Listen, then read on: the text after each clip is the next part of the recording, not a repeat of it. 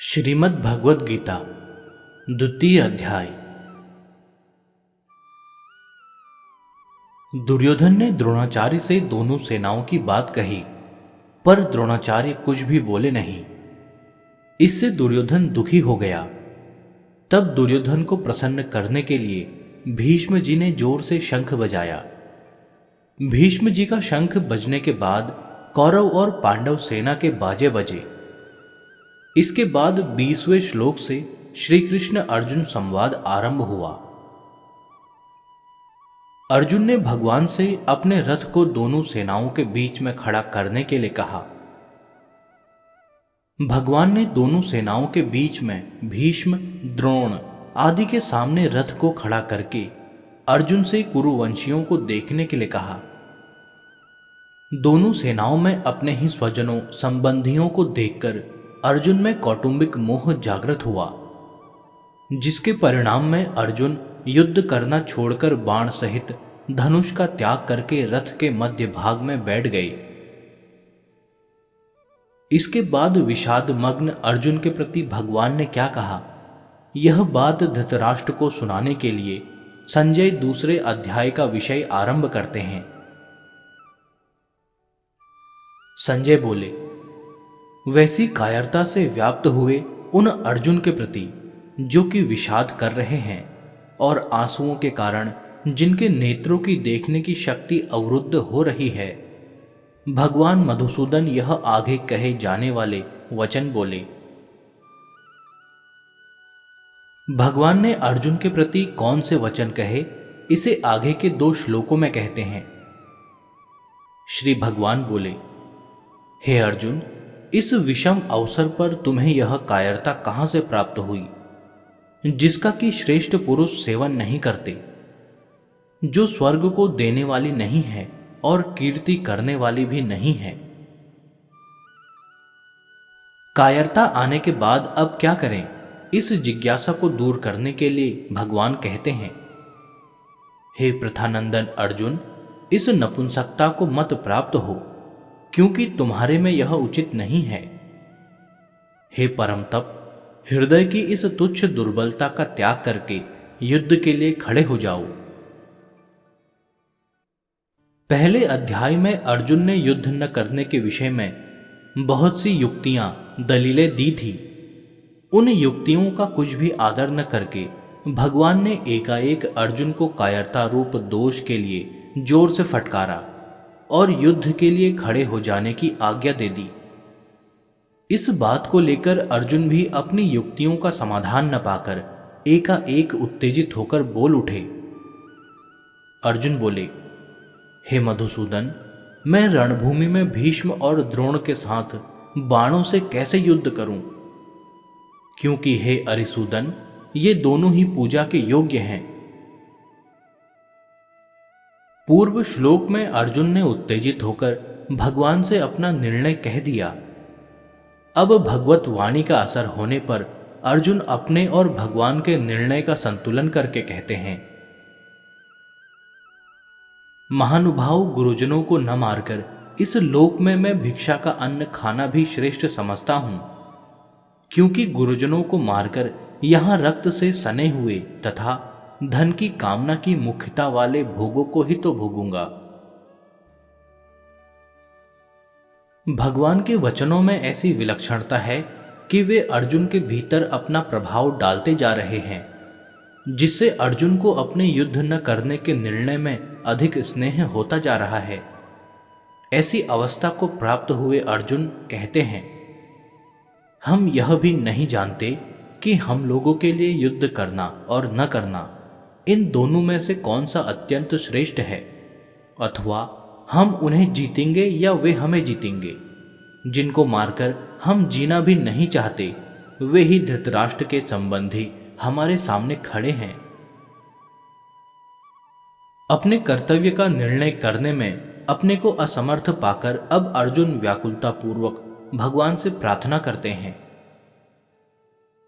कायरता रूप दोष से तिरस्कृत स्वभाव वाला और धर्म के विषय में मोहित अंतःकरण वाला मैं आपसे पूछता हूं कि जो निश्चित कल्याण करने वाली हो, वह बात मेरे लिए कहिए, मैं आपका शिष्य हूं, आपके शरण हुए मुझे शिक्षा दीजिए। पूर्व श्लोक में अर्जुन भगवान के शरणागत तो हो जाते हैं, पर उनके मन में आता है कि भगवान का तो युद्ध कराने का ही भाव है, पर मैं युद्ध करना अपने लिए धर्मयुक्त नहीं मानता। उन्होंने जैसे पहले उत्तिष्ठ कहकर युद्ध के लिए आज्ञा दी, ऐसे ही वे अब भी युद्ध करने की आज्ञा दे देंगे। दूसरी बात, शायद मैं अपने हृदय के भावों को भगवान के सामने पूरी तरह नहीं रख पाया हूं।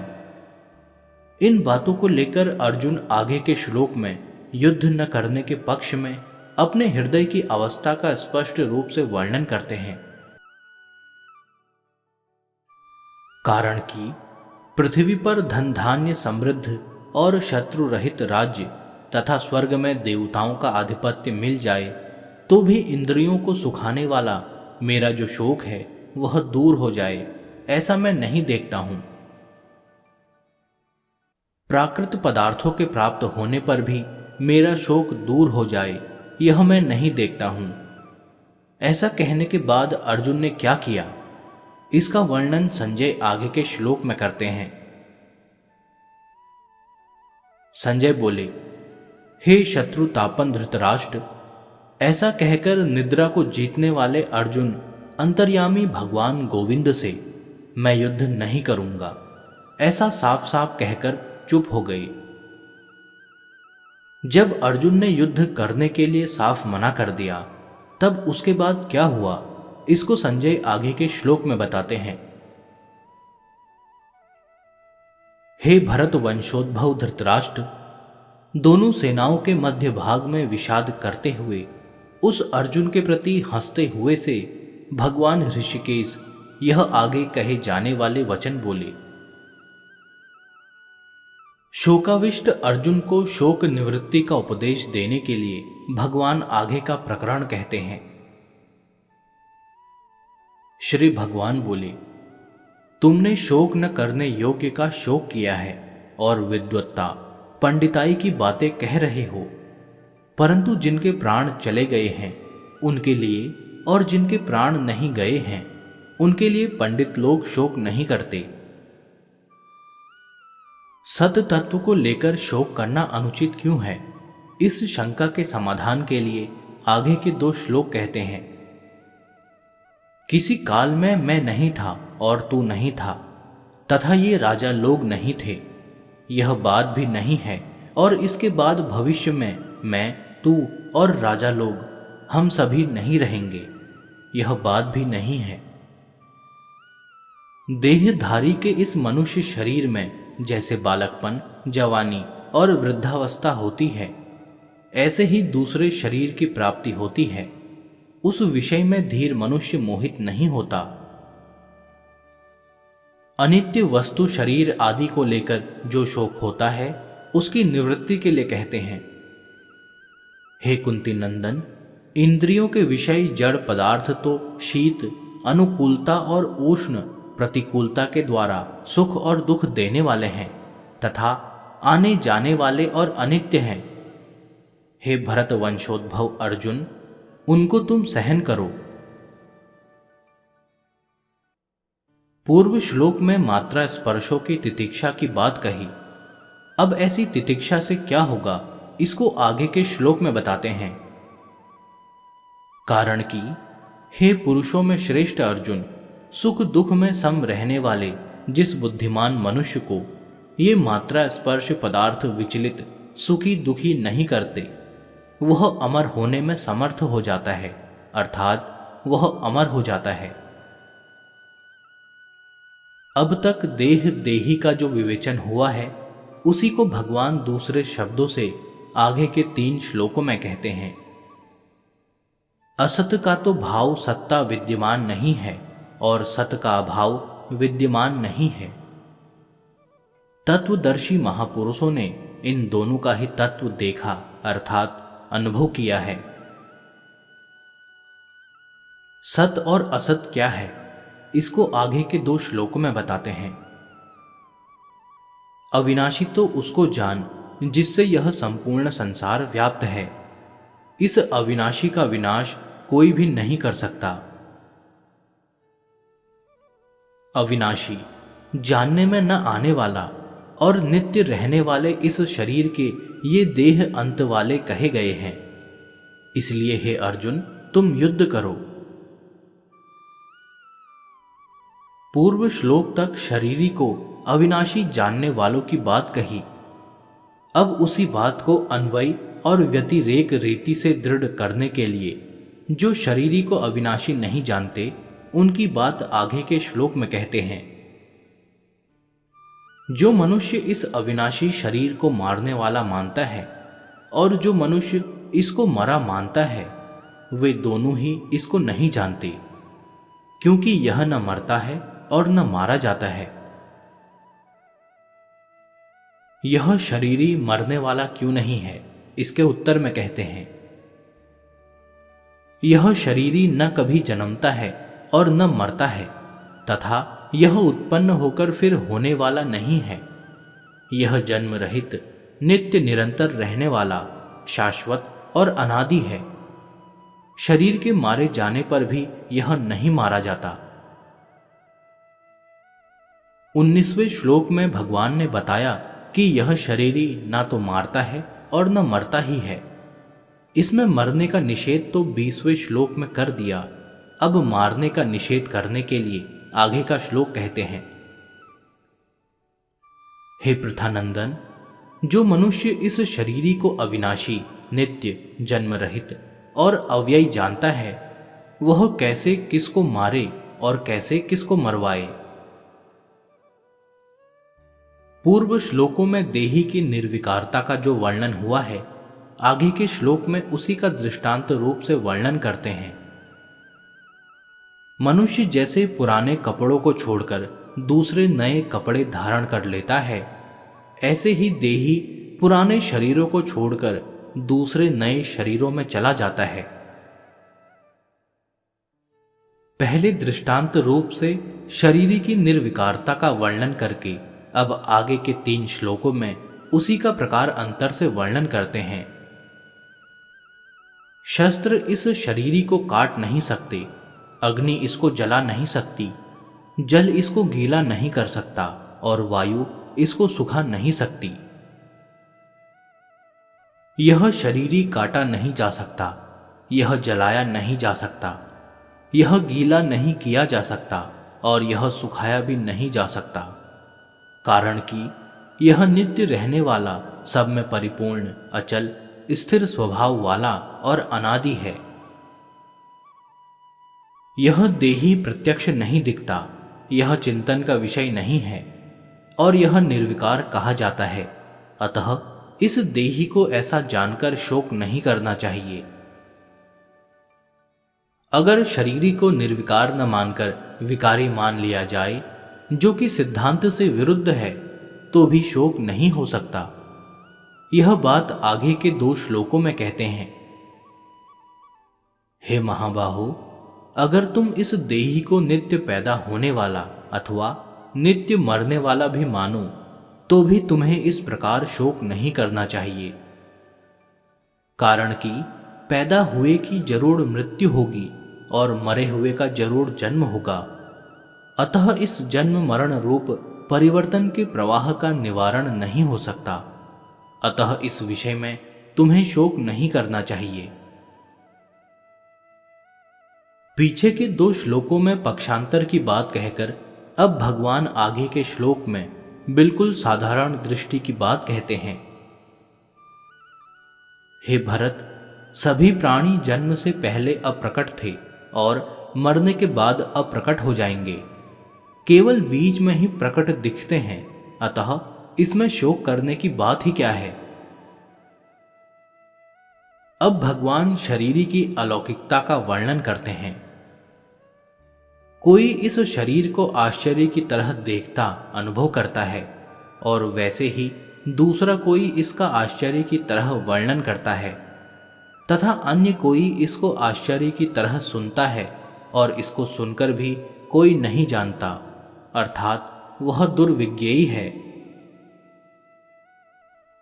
अब तक देह और देही का जो प्रकरण चल रहा था, उसका आगे के श्लोक में उपसंहार करते हैं।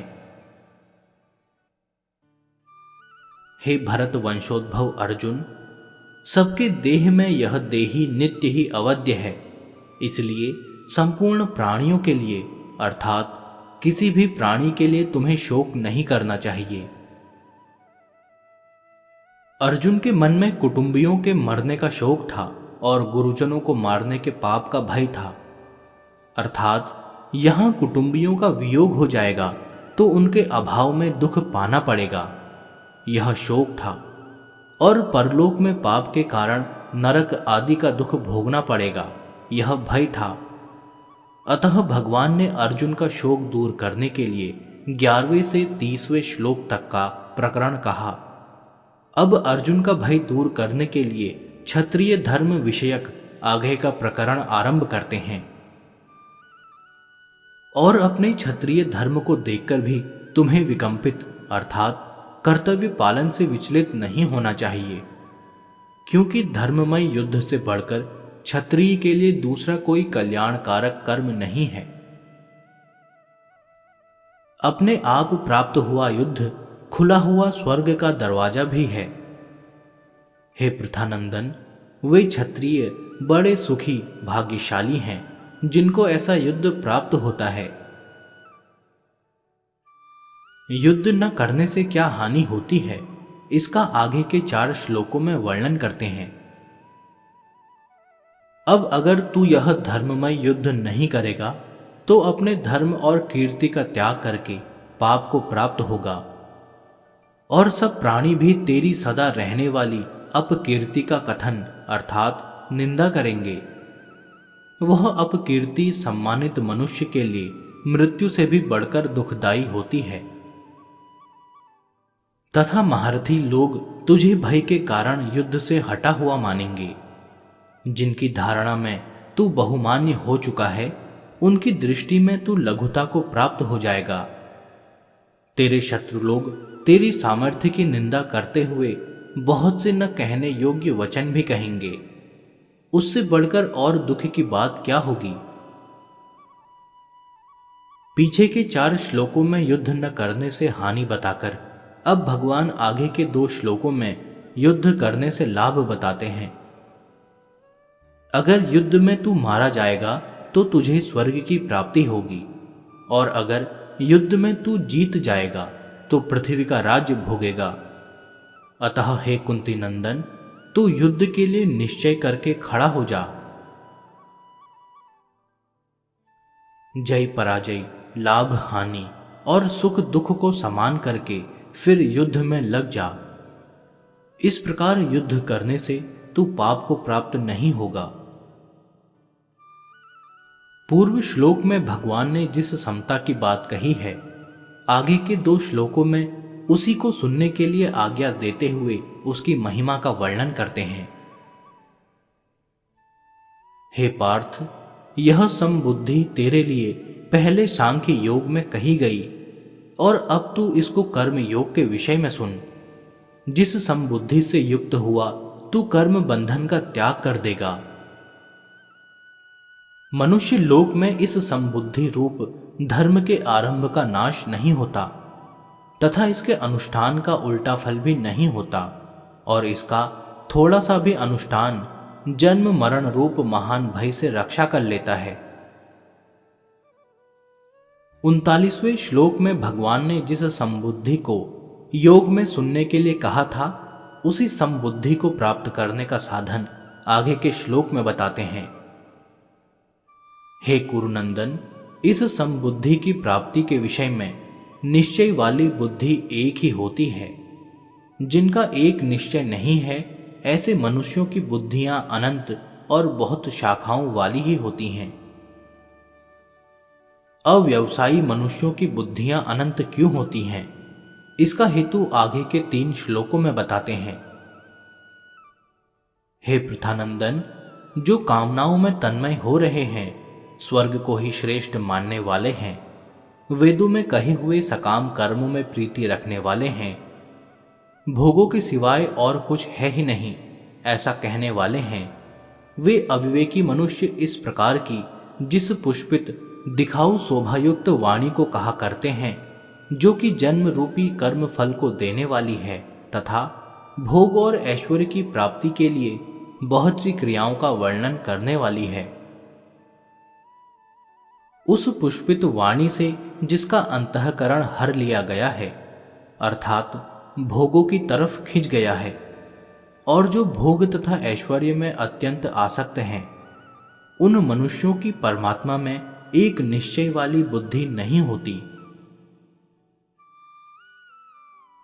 किसी बात को पुष्ट करना हो तो पहले उसके दोनों पक्ष सामने रखकर फिर उसको पुष्ट किया जाता है। यहां भगवान निष्काम भाव को पुष्ट करना चाहते हैं, अतः पीछे के 3 श्लोकों में सकाम भाव वालों का वर्णन करके अब आगे के श्लोक में निष्काम होने की प्रेरणा करते हैं। वेद तीनों गुणों के कार्य का ही वर्णन करने वाले हैं। हे अर्जुन, तू तीनों गुणों से रहित हो जा, राग द्वेष आदि द्वंद्वों से रहित हो जा, निरंतर नित्य वस्तु परमात्मा में स्थित हो जा, योग क्षेम की चाहना भी मत रख और परमात्म परायण हो जा। तीनों गुणों से रहित निर्द्वंद आदि हो जाने से क्या होगा, इसे आगे के श्लोक में बताते हैं।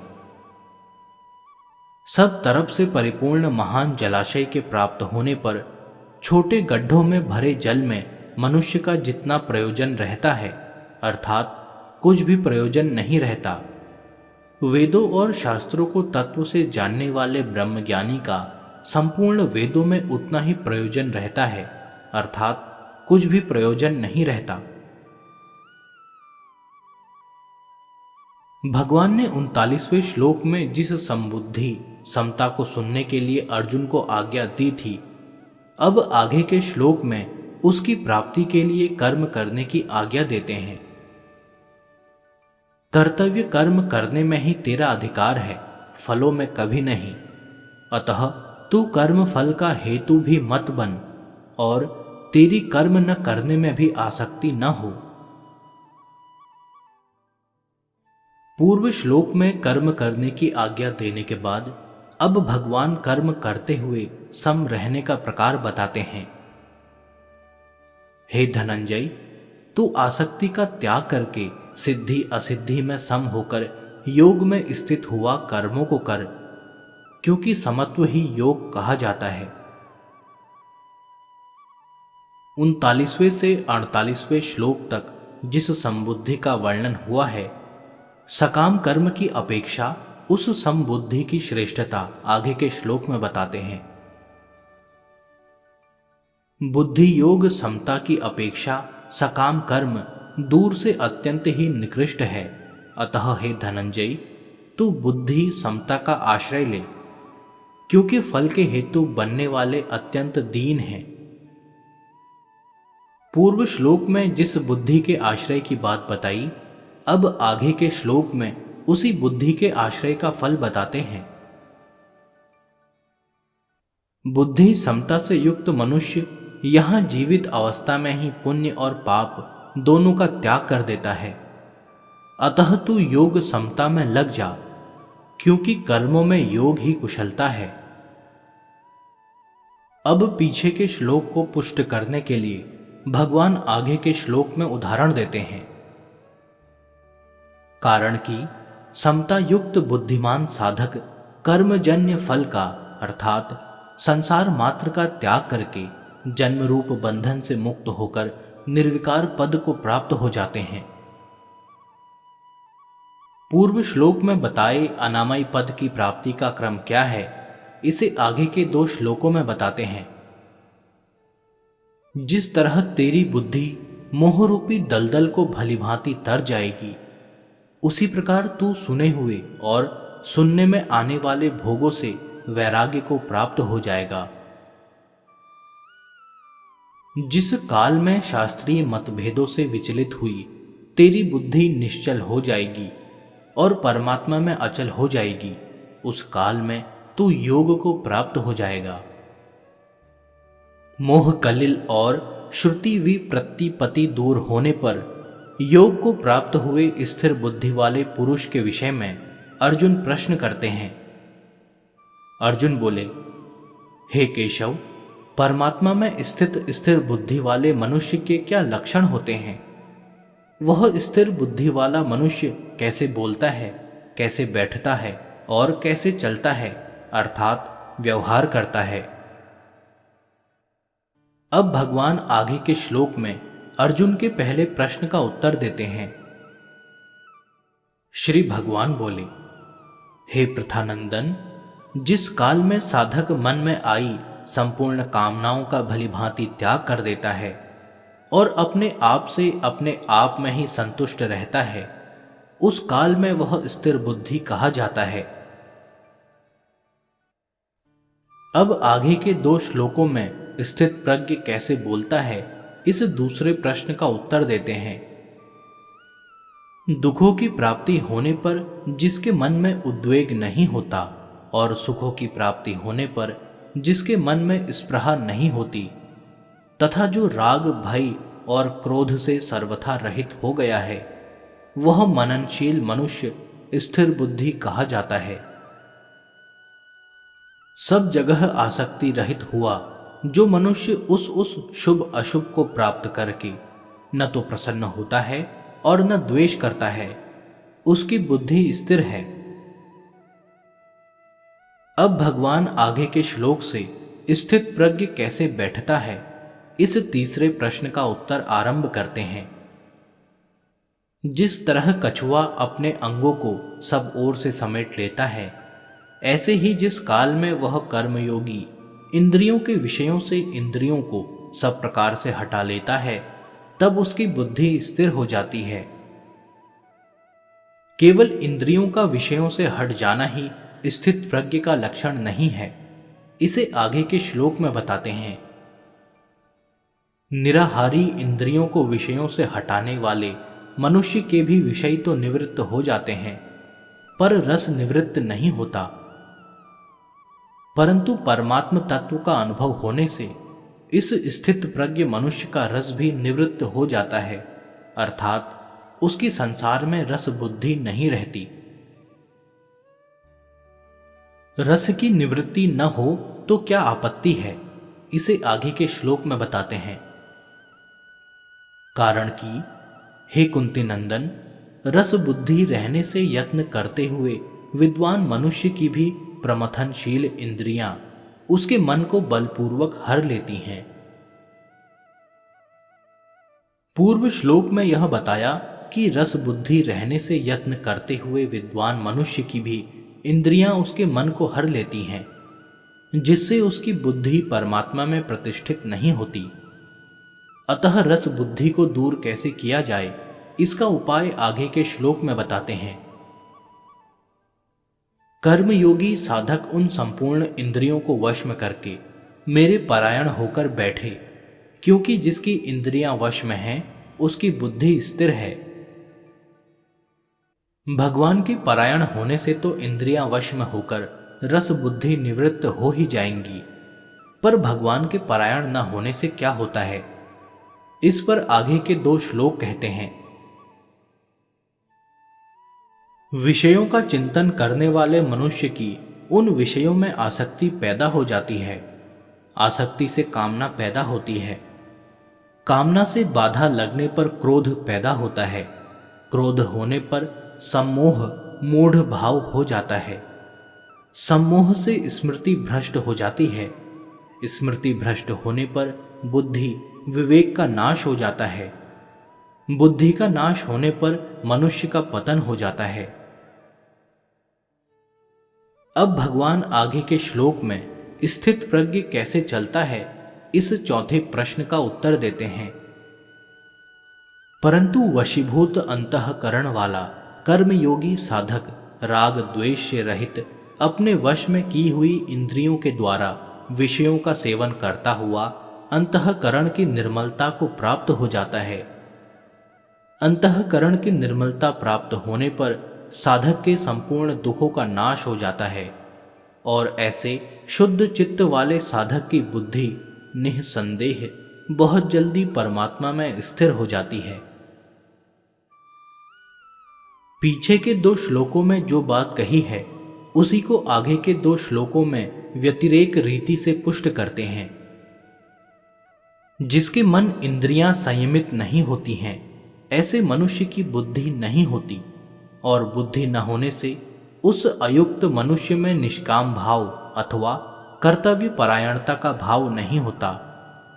निष्काम भाव न होने से उसको शांति नहीं मिलती, और शांति रहित मनुष्य को सुख कैसे मिल सकता है।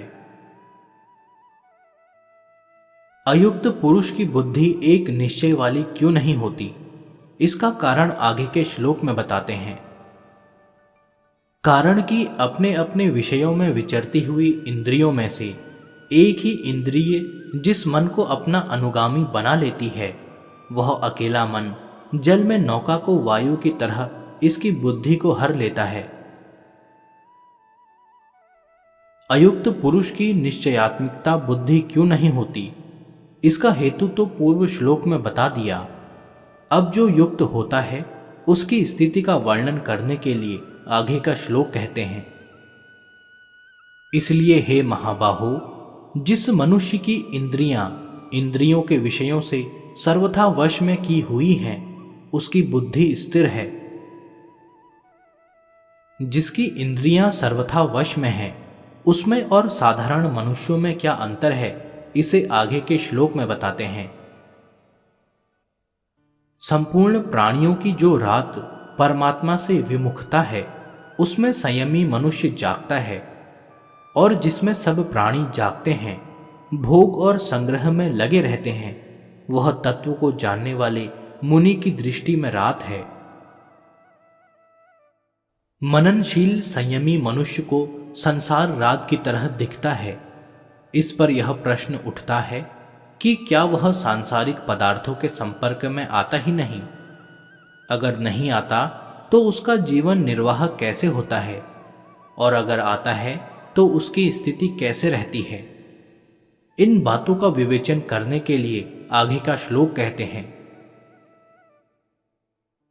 जैसे संपूर्ण नदियों का जल चारों ओर से जल द्वारा परिपूर्ण समुद्र में आकर मिलता है, पर समुद्र अपनी मर्यादा में अचल स्थित रहता है, ऐसे ही संपूर्ण भोग पदार्थ जिस संयमी मनुष्य को विकार उत्पन्न किए बिना ही प्राप्त होते हैं, वही मनुष्य परम शांति को प्राप्त होता है, भोगों की कामना वाला नहीं। अब आगे के श्लोक में स्थित प्रज्ञ कैसे चलता है, इस प्रश्न के उत्तर का उपसंहार करते हैं। जो मनुष्य संपूर्ण कामनाओं का त्याग करके स्पृहा रहित, ममता रहित और अहंता रहित होकर आचरण करता है, वह शांति को प्राप्त होता है। कामना, स्पृहा, ममता और अहंता से रहित होने पर उसकी क्या स्थिति होती है, इसका वर्णन आगे के श्लोक में करते हुए इस विषय का उपसंहार करते हैं। हे पृथानंदन, यह ब्राह्मी स्थिति है। इसको प्राप्त होकर कभी कोई मोहित नहीं होता। इस स्थिति में यदि अंत काल में भी स्थित हो जाए तो निर्वाण शांत ब्रह्म की प्राप्ति हो जाती है। इस प्रकार ओम, तत्, सत इन भगवान नामों के उच्चारण पूर्वक ब्रह्म विद्या और योग शास्त्रमय श्रीमद् भगवद गीता उपनिषद रूप श्री कृष्ण अर्जुन संवाद में सांख्य योग नामक दूसरा अध्याय पूर्ण हुआ।